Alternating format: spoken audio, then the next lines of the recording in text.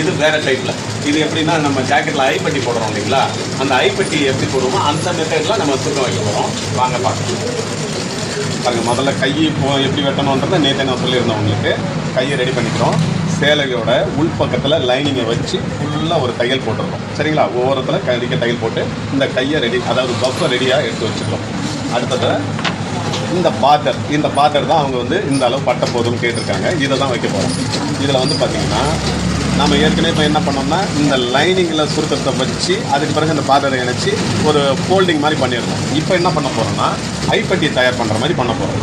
அதுக்கு என்ன பண்ணணும், முதல்ல கீழ் போர்ஷனை முதல்ல தையல் போட்டுருங்க. இதான் கீழ்ப்பகுதி, அதாவது முன்கை சுற்றளவு இருக்குல்ல, இதான் கீழ் போர்ஷன். தெரியுதுங்களா, இது ஒரு பூந்தொட்டி வடிவில் இருக்கும். பாருங்கள், கீழே குறுகலாகவும் மேலே அகலம் அதிகமாகவும் இருக்குது. இதில் கீழ் பக்கத்தில் முதல்ல தையல் போட்டுருங்க.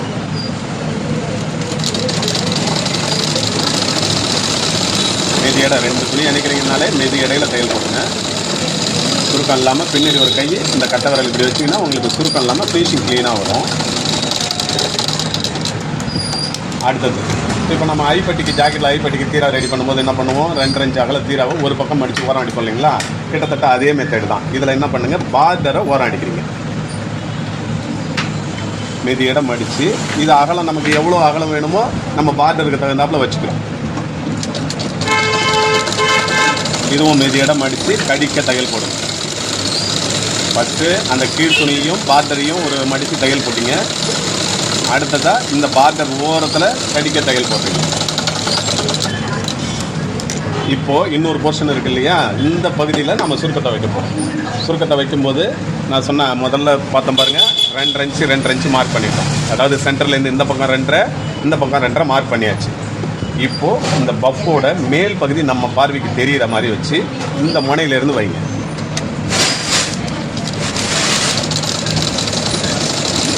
சமமாக தைச்சிக்கிட்டு வாங்க. இது சுருக்கம் கொஞ்சம் ஈஸியாக வைக்கிறதுக்கான மெத்தட். அந்த 2.5 இன்ச்சில் வந்து நிறுத்திடுவோம். வெளியில் எடுத்துருங்க. இப்போ அடுத்த பகுதியை எடுக்கிறோம். அதே மாதிரி அந்த 2.5 இருந்து ஆரம்பிக்கிறோம்.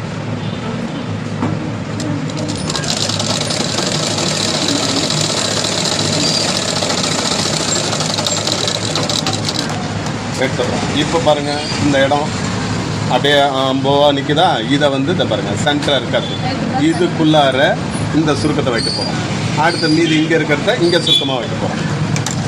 அந்த 2.5 நிறுத்தினீங்க இல்லையா, அந்த முதல் 2.5 ஆரம்பிங்க. சுருக்கம் நம்ம அந்த கைக்கு நேற்று வச்சோம்ல அதே அளவு தான் சுருக்கம் வைக்கிறோம். அதே டிஸ்டன்ஸ் தான் இருக்கணும்.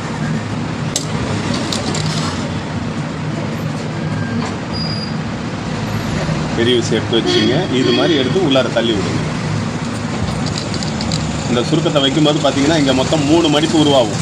இந்த கையோட மேல் மடிப்பு, உள்ளார போகிற மடிப்பு, கீழே லைனிங்கோட ஓரம், இந்த 3 ஓரமும் ஒரே அகலத்தில் இருக்கணும், ஒரே இடத்துல இருக்கணும். ஈடுந்தாத்தியமாக இருக்கக்கூடாது.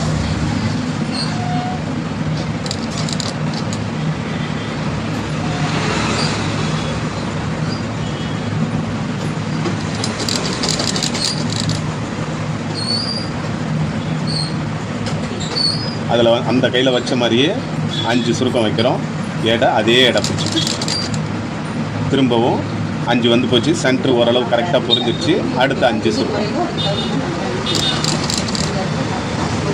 1 வச்சுட்டோம். இன்னும் 4 சுருக்கம் தான்.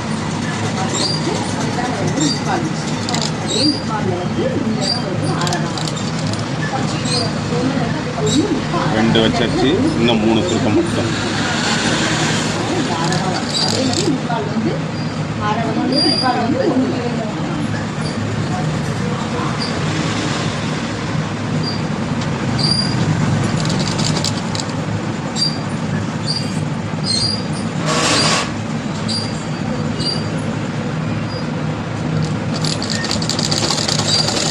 இப்போ 2வது 2.5 வெளியில் வந்துடும்.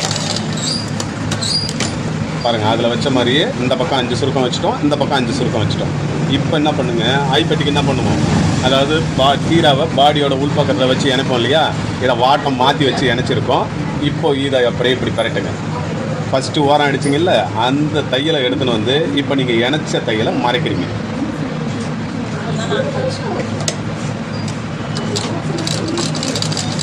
கரெக்டாக அந்த தையல் மறையணும், கடிக்க தையல் போடணும். என்னென்னா இந்த டைப்பில் வந்து பார்த்தீங்கன்னா உங்களுக்கு இது மேலே 2 தையல் வரும், அதில் ஒரே தையலோட முடிஞ்சிடும்.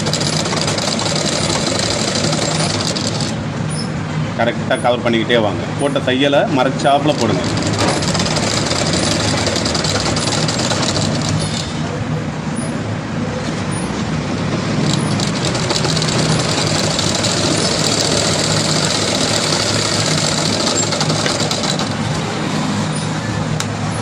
பாருங்கள், இதை வச்சு தைச்சிட்டோம். இதோ அவ்வளோதான். கீழே இதை க்ளோஸ் ஆகிடுச்சிங்களா? இப்போது இந்த ஓரத்தை தையல் போட்டோம்.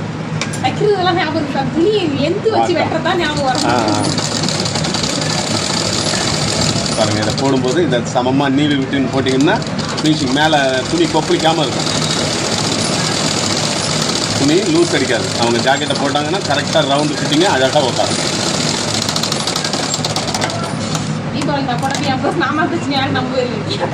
பாருங்க, அவ்வளோதான். இதுதான் இப்போது அந்த பஃப் கை மாடலில் 2 முறையாக தைக்கிற மாடல். பாருங்கள், அவ்வளோதான். இது எப்போ போல் சுருக்கம் வச்சு